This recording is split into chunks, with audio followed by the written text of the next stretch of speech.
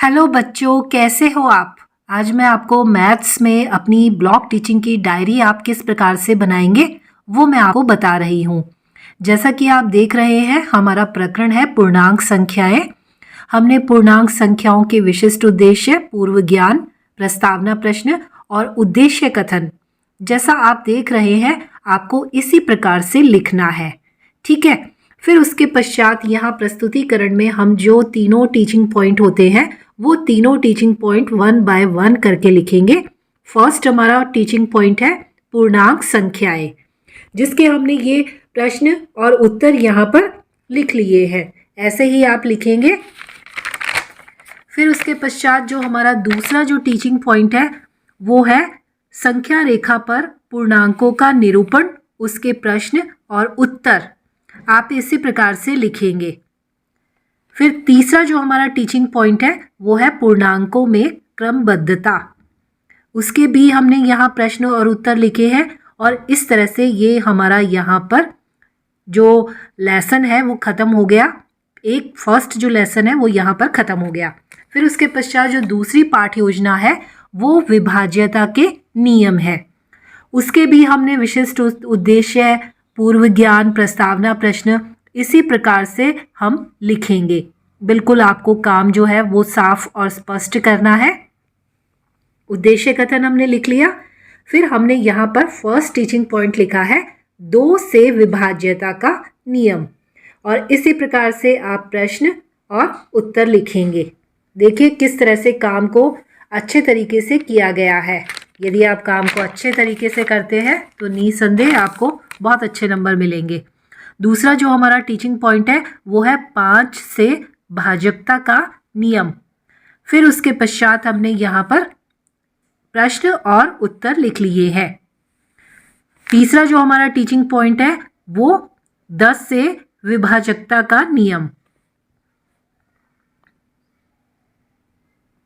ऐसे ही प्रश्न और उत्तर आप लिखेंगे। फिर हमारा जो तीसरा लेसन है वो है दशमलव संख्याएं।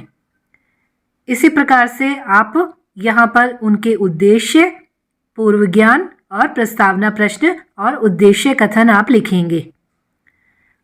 हमारा फर्स्ट टीचिंग पॉइंट है भिन्नों को दशमलव में बदलना। 3 प्रश्न है और तीनों के उत्तर है। फिर उसके पश्चात हमारा दूसरा टीचिंग पॉइंट है दशमलव संख्याओं को भिन्न में बदलना, और जो तीसरा टीचिंग पॉइंट है वो है दशमलव संख्या को पढ़ना। इस प्रकार से ये आप अपना लेसन बनाएंगे। अगला लेसन है वो है तिर्यक, छेदी एवं समानांतर रेखाएं।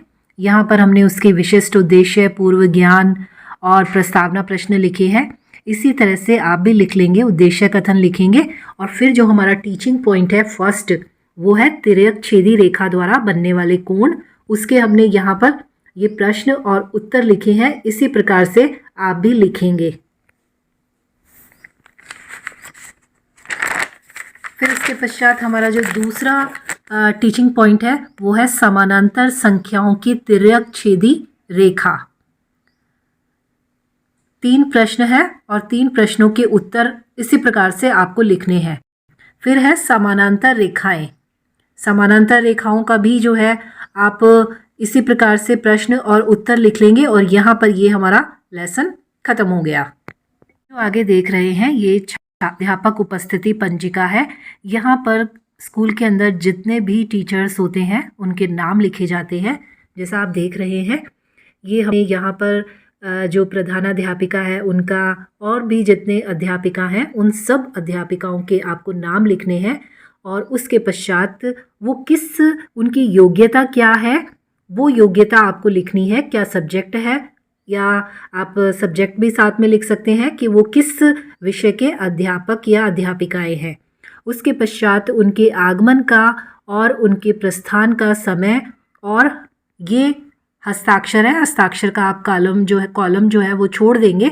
सिर्फ यहाँ पर आपको इस तरीके से यहाँ पर एंट्रीज करनी है।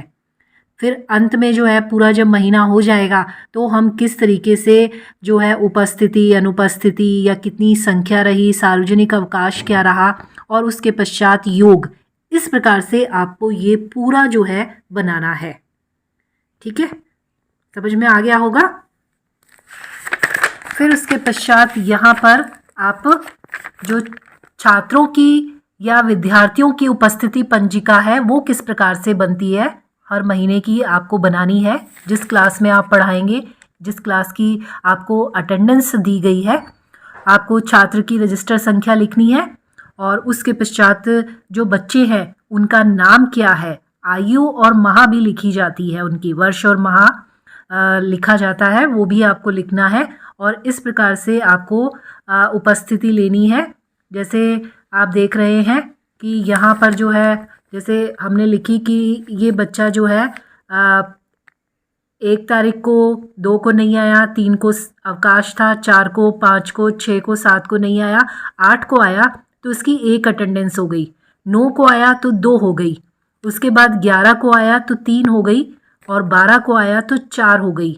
हमको पी नहीं लगाना है, हमको इस तरीके से संख्या के अंदर जो है आपको अटेंडेंस लगानी है और इसी प्रकार से आप सभी बच्चों की आप इस प्रकार से आप अटेंडेंस लगा लेंगे। यदि कोई अवकाश है तो वो अवकाश भी आपको लिखने हैं। ठीक है, जैसा कि आप देख रहे हैं ये हमारा कलम है वो अध्यापक दैनिक डायरी का है। एक अध्यापक जो है वो बहुत सारी क्लासों में पढ़ाता है, अलग अलग विषय भी पढ़ाता है। तो यहाँ पर उसने उसको एक डायरी के अंदर लिखना पड़ता है कि उसने कौन से कक्षा के अंदर क्या पढ़ाया, क्या उसके मुख्य बिंदु थे, पाठ का नाम, क्या गृह कार्य दिया, वो यहाँ पर सारा उसको पर डे का लिखना पड़ता है। तो इस तरीके से आपको भी जो है एंट्रीज करनी है, आप इसी प्रकार से एंट्रीज कर लीजिए। फिर उसके पश्चात यहाँ पर समय विभाग चक्र है, यानी कि टाइम टेबल है। क्लास जैसे 6th A का ये टाइम टेबल जो है वो आपको इस तरीके से ये बनाना है। सोमवार को जो है कौन कौन सी क्लासेस पढ़ाई जाती है, फर्स्ट पीरियड में, सेकंड में हिंदी की होती है, जैसे थर्ड में पीरियड में मैथ का लगता है, फिर फोर्थ में वापस हिंदी का लगता है और इस तरह से जो है 6th 7th 8th और 9th में जो है गणित, पर्यावरण और निदानात्मक, यानी कि अगर यदि किसी भी बच्चे को कोई भी समस्या है तो उस समस्या का निराकरण किया जाता है, निदान किया जाता है, तो वो निदानात्मक कक्षाएं होती हैं और उसके पश्चात अंग्रेजी का पीरियड लगता है। ठीक है, फिर ये यहाँ पर आप देख रहे हैं ये स्कॉलर रजिस्टर है। छात्र के संबंध में, एक स्टूडेंट के संबंध में पूरी सूचना जो है वो यहाँ पर लिखी जाती है, उसका नाम, उसके जो है पिता का नाम और उसके पश्चात जो है उसका क्या संबंध है और उसका जो है एड्रेस लिखा जाता है, कब उसने प्रवेश लिया और उसकी जन्म दिनांक क्या है, जाति क्या है, वो कौन सी किस से आता है, किस वर्ग से है और उसकी क्लास कौन सी है। इस तरीके से आपको ये पूरा विवरण जो है एक बच्चे का आपको लिखना है। आप देख रहे हैं सारे बच्चों के नाम जो है वो आपको इस तरह से यहाँ पर आपको क्लास में जो भी आपको क्लास मिली है और वो क्लास के जो है नाम और पिता का नाम यहाँ पर आप लिखेंगे, एड्रेस लिखेंगे। ठीक है, फिर उसके पश्चात आगे जो है ये है रोकड़, यानी कि कैश बुक, और आपको किस तरीके से जो है वो भरनी है कि स्कूल के अंदर जो है क्या क्या सामान आता है, कितने का वो सामान आया, क्या जोड़ है, ये सारी जो है वो भी एंट्रीज करनी पड़ती है। तो इसी प्रकार से आप एंट्रीज जो है वो कर लेंगे। ठीक है, फिर उसके पश्चात है लेज़र। लेज़र के अंदर जो है हमने क्या क्या किस किस को जो है विवरण है, खाता जो है वो हमारा कौन से बैंक के अंदर है, जैसे कि हमने लिखा है कि हमारा जो खाता है वो स्टेट बैंक ऑफ इंडिया में है, SBI के अंदर है, और क्या जो है पूरा विवरण जो है वो आपको लिखना है, क्या क्रेडिट है, कितना बैलेंस है, वो सारा इस तरह से आप लिख लेंगे। एक स्कूल के अंदर पढ़ाने के अलावा भी बहुत सारे काम करने पड़ते हैं, वो काम करना आपको आना चाहिए। यहाँ पर ब्लॉक टीचिंग की डायरी को भरने का यही अर्थ है। फिर उसके पश्चात स्टेशनरी का भी एक स्टॉक रजिस्टर होता है, और वो स्टेशनरी का जो स्टॉक रजिस्टर है कि जो सामग्री है वो कौन से दिनांक को प्राप्त हुई, दी गई, शेष कितनी रही, वो सामग्री जो है वो कहाँ से आई और उसका मूल्य क्या था, फिर हस्ताक्षर। तो इस तरह से आपको पूरा जो है वो लिखना है। आप देख लीजिए कि स्टॉक रजिस्टर जो है वो किस तरह से लिखा जाता है। जितने भी स्टेशनरी का जो सामान होता है वो सब यहाँ पर स्कूल के अंदर जो चाहिए होता है उन सब की एंट्रीज करनी पड़ती है। इस तरीके से आप लिख लेंगे।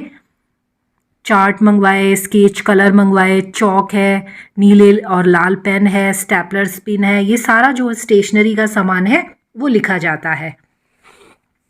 फिर उसके पश्चात ये प्रोग्रेस जो है लेटर है वो हम भरेंगे एक स्टूडेंट का। जैसे हमने सूरज कुमार का लिखा है, उनके माता पिता का नाम लिखा है और उनका एड्रेस लिखा है। फिर उसके पश्चात यहाँ पर उसके उपस्थिति क्या रही, कितनी मीटिंग्स रही हर माह में, और उसके पश्चात उसके जो टेस्ट है और उसके हाफ ईयरली एग्ज़ाम्स हैं उसके अंदर उसके कितने मार्क्स आए, क्या परसेंटेज रही, वो सारी जो है यहाँ पर हमने लिखी है। इस तरीके से आप लिखेंगे, ठीक है। हस्ताक्षर होंगे यहाँ पर कक्षाध्यापक के, संस्था प्रधान के और अभिभावक के। फिर उसके पश्चात अगर यदि एक बच्चा छोड़कर चला जाता है तो उसका टीसी या स्थानांतरण पत्र किस प्रकार से लिखा जाता है यहाँ पर वो हमें बताया है। देखिए स्कूल के अंदर जब आप अगर यदि आपकी जॉब लग जाती है तो वहाँ पर आप काम को सीखते नहीं हैं, वहाँ पर आपको काम को करना है। तो वो काम आपको पहले से करना आना चाहिए। सीखने का समय अभी है, बाद में आपको जॉब करनी है। आपने क्या क्या सीखा वो आपको बताना है। तो इस तरीके से आप टीसी किस तरह से लिखा जाता है, वो टीसी जो है यहाँ पर आप देख रहे हैं, कारण क्या है, उच्च अध्ययन के कारण